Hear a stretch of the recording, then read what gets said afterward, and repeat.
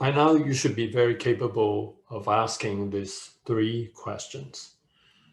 What is my problem? And then moving quickly on to what are the needs behind the problem? And once you've identified the needs, you'll be asking, how can these needs be addressed more effectively? And the SSLD responses, you can always learn to change your life and address your needs more effectively by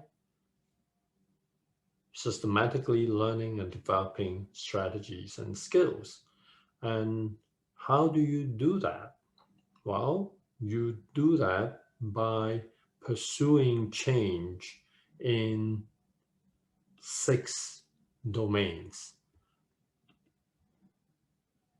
So these are the 6 domains of our life world. So what you can see here are the environment, which consists not only of the physical and material aspect, but also the social and symbolic aspect. We also include all the relationships that you have with people under this domain, right? Intimate relationships, friends, family, and obviously it also includes your relationship with everything outside of yourself. And then the other 5 domains are sort of like more inside yourself. So the body, cognition. Just want to emphasize here that like cognition also includes information processing, how we process all sorts of information, including sensory information that our body receives through the environment. And then we'll be looking at motivation. By now you have already learned needs, wants, and drive, and you understand those concepts, right? And then we have emotions, and then finally we have behavior. Behavior is like what you do, and it includes what you say, right? It also includes what you do not do, right? So inaction or choosing not to respond is also a behavior. So those are the 6 domains that we are going to be looking at. And in this session, we're going to just briefly touch on these 6 domains and using maybe different examples from different aspects of life. As you move on after you finish the basic program in self-learning and SSLD, we hope you would be moving on to selectively take some of those more specialized programs focusing on specific issues and challenges. And you will find that what you've learned in terms of N3C analysis and changes in the 6 domains will be the foundation, the sort of the basic building block from almost all SSLD intervention programs. So the first domain to look at is the environment. As I said, like the environment consists of 2 parts. So one is the material and physical part, and the other is the symbolic and social dimension. So you have these 2 aspects of the environment. And when we're talking about change in the environment, so what do we mean? It can mean that you're moving away from the environment. Say, for example, you move from one city to another city, you move from one country to another country. That is like moving. And moving is sometimes a simple, straightforward, way of changing the environment. But sometimes, right, you do not want to necessarily move to a different environment. You just want to make some change within the existing environment without moving. So we can be talking about major changes to the environment or minor changes in the environment. Let me give you an example. Like if you are not sleeping well, you have like a insomnia or like hypersomnia or some kind of sleep related issues. Some people will start doing something about the environment. So move will be like, say, for example, you find that one of the things that is disturbing you is you're in a very noisy neighborhood. You move, right, to a different neighborhood. So that is a change in environment that you hope will help to bring about some change in your situation. And you may also be doing major change like renovating your house, like put in like all this like soundproof linings on your wall, like have like double layer windows to make sure that you're in a quiet environment. You may also like put in like blinds and all that to control the lighting. But you may also make minor changes like changing the arrangement of furniture in your bedroom, or purchase a new mattress or new set of pillows or whatnot. So those are minor changes. So you can be doing like any one of these three. And in the sleep issue, all right, that we're giving you changes actually in the material or physical environment, but sometimes you may also do something to change, right, your symbolic and social environment. If you're dealing with like insomnia, you can be what we can be talking about is that you find that you're now in a very stressful work situation, right? Or you are now under a lot of pressure because you're living with your family members, and that's a major source of stress. So you can be doing things to either move away, all right, from the family members or whoever that you're living with.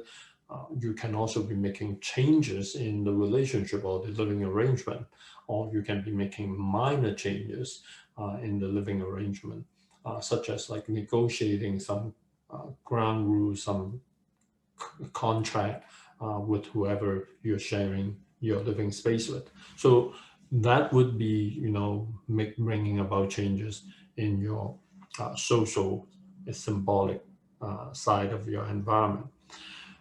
One of the things that is important to know about like bringing about changes in the environment is that sometimes like people who are more drawn to, you know, in-depth psychological intervention or deep psychology tend to think that, well, you know, like doing things about the environment is not that helpful. You know, like we should be looking at some of this like more deep-rooted psychological issues.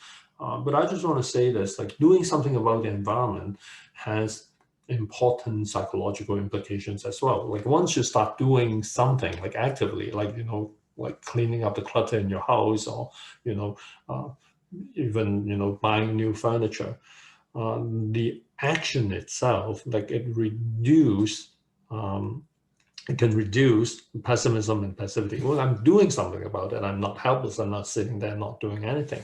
So doing something about the environment has this beneficial side effects of like enhancing self-advocacy, a sense of agency and mastery and control. And very often by making these changes, we can bring about like improved person in environment status, right? But of course, right, if you have done what you can with the environment and then things are not improving, or like the problem continues, then it probably means that you need to be looking at other domains of change as well. So we are going to move on, right, to look at the other domains. So the body, right, is an important part of change. So if we use the sleep issue as an example, then we can be thinking of, you know, how do I deal with my sleep issue? You can be thinking of like biomedical intervention, diet, exercise, activity. You can be thinking about ways to manage your body, like learning to relax. But you can also be thinking about the body being involved in other issues. Say, for example, you may have like a self-image issue. You feel that like you're not happy with your body image. You may feel that like you're overweight or you're too slim. So that can be an issue, and that can also be addressed by working on remanaging our relationship with our body. And here I'm going to introduce two relevant concepts. One is the concept of embodiment. That is a philosophical concept, but it has like very important everyday application. Well, embodiment refers to the fact that whatever we do, whatever we think, whatever we feel, whatever we experience, all of these are done through the body, right? So the body is obviously performing some activity, doing something, like, to say the least, you have your brain working, you have your neurochemistry working, whatever you're doing. So understanding this embodiment is important. And then we may also be gaining mastery over this bodily state and our embodiment. And when you can get to a point when you feel at ease with your body, right? The opposite of that is like you're not at ease with your body. This is like dis-ease, right? You combine this, that is disease.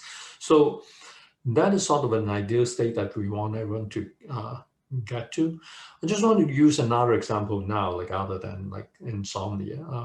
In the last several years, I've been like working very intensively with individuals struggling with dementia. And one of the things that we do is to help these individuals to gain better control and mastery over their body. Well, mainly through a few things. Like, one is through getting a healthy and balanced dosage of stimulation to the brain. Well, actually, dementia is a condition that is very much connected to whether your brain is receiving the right amount of stimulation, right?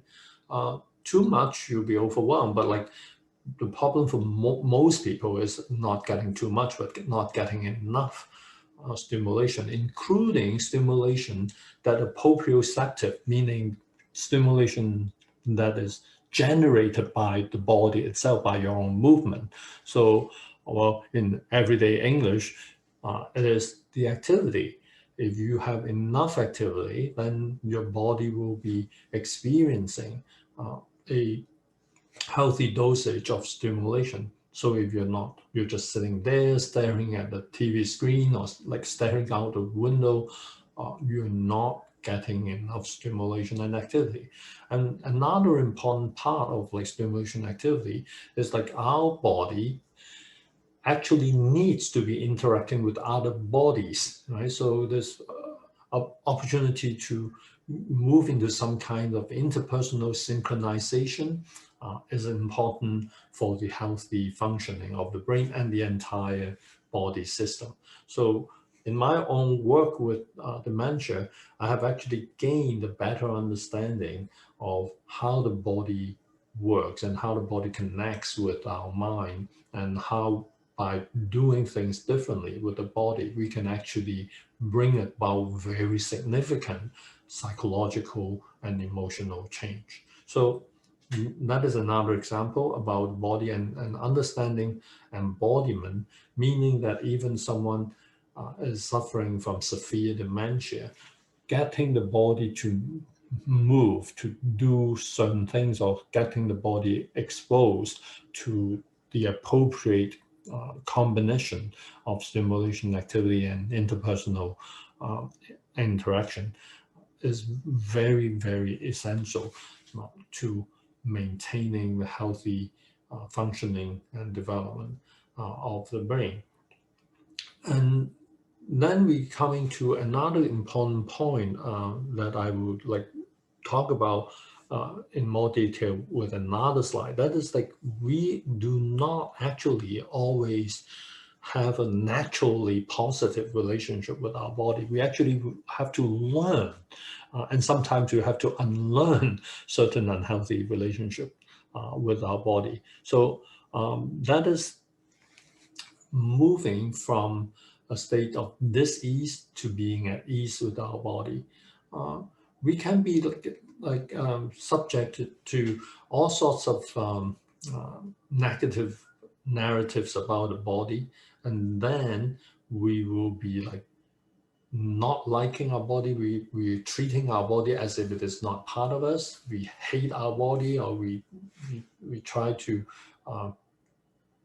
keep a distance between ourselves and our body. And that happens a lot with people who are experiencing, say, for example, eating disorders or major body image issues.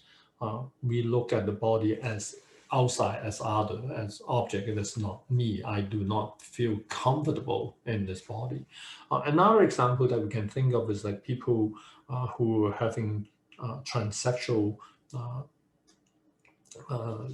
wishes or transsexual experiences. They feel that they're being trapped in the wrong body. So basically, what we want to do is like we want to get to a place where we feel better. We will be in a better relationship with our body. We'll be like joining with our body. We will be embracing the embodiment. Many of us like experience bodily issues, like we are inhibiting certain aspects of like bodily expression, and we are also putting down or restricting certain parts of the body from realizing itself or presenting themselves. So what we would like to do is like moving from like a state of inhibition, right, and not feeling comfortable, to being spontaneous. And if you do that, you experience a sense of freedom, and you feel a very positive, very pleasant flow of energy with your body. And closely connected to the other issue of otherizing and objectification, some people have difficulty with certain parts of the body. They will be like rejecting and excluding. They try to hide maybe some parts of the body, right? Maybe, you have like too much fat in your around your waist, or you try to hide it, right? So, and there's a kind of like rejection. Sometimes we hide certain parts of the body so that people will not be able to engage with it. In contemporary life, I would say in contemporary urban life, especially, there is like a high likelihood for people to neglect their body. And there are people who were like constantly like sitting in front of the computer and working, and then they didn't realize that there are like muscles in the body that are complaining. They are not aware that like there are certain parts of the body that are actually dying for certain kinds of like nourishment or stimulation. So the body is like subject to a state of abuse or neglect, and we take the body for granted. And I think one of the things in the SSLD practice related to the body, we want to be able to develop interest in the body, to be curious about how your body responds, and listen to your body and pay attention to it, right? And that will move us right from ignorance to better knowledge and understanding. And as I said earlier, right, so we're no longer taking the body for granted. We become more conscious, more aware of the body, and we will be taking better care of the body. And we will be moving away from abusing the body to valuing and respecting the body. But of course, like depending on your own personal values and belief system, some people believe that we should not be too preoccupied with the body, but should transcend the body and let go and go beyond the body. Depending on the stage of life that you're in and the lived circumstances that you're in, like some people who are in palliative care, for example, in the final stage of life, they will renegotiate a relationship with the body, and at some point they know that they will have to let go instead of being preoccupied with the body. So these different attitudes, right, would make sense given the specific N3C that you find yourself in, right? But I'm listing some of these examples here just to sort of like broaden your horizon so that you will be able to think about the body in from more perspectives, more angles.